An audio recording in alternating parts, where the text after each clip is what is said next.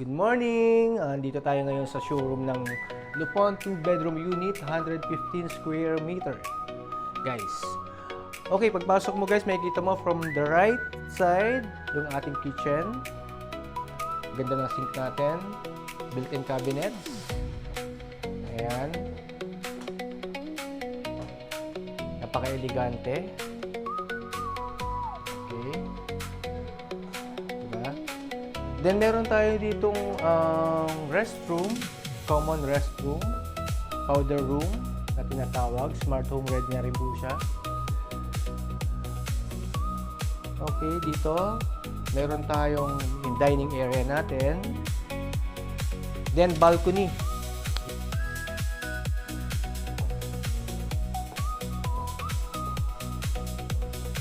Ayan, guys. Then, nandito rin yung ating living room. Napaka-spacious. Guys, dito tayo sa master's bedroom. Ayan. Pagpasok mo guys, makikita mo kagad ang ating balcony.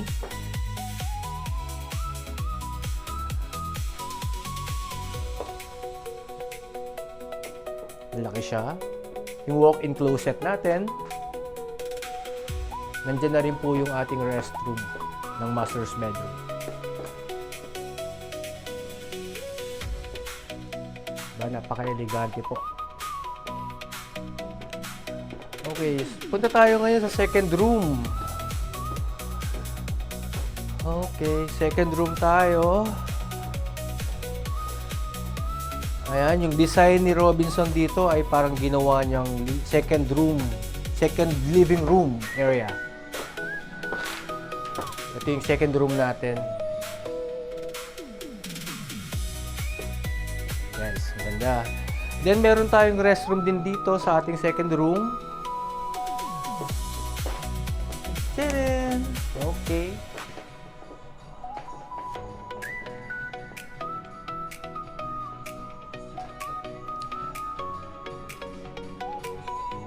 Okay. Guys, punta tayo dito sa isa pang tinatawag kong 2+1. Bakit 2+1? Dahil meron ditong isang kwarto para sa staff.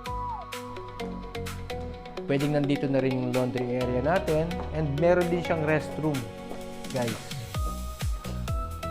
2+1 sa bedrooms, 3+1 sa restroom. Yan guys, napaka-spacious ng lugar. 2-bedroom unit, 115 square meter, Lupon, sa Bridgetown, Pasig.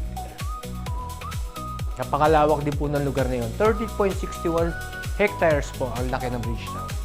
Yan guys, book lang kayo. Dito po ako.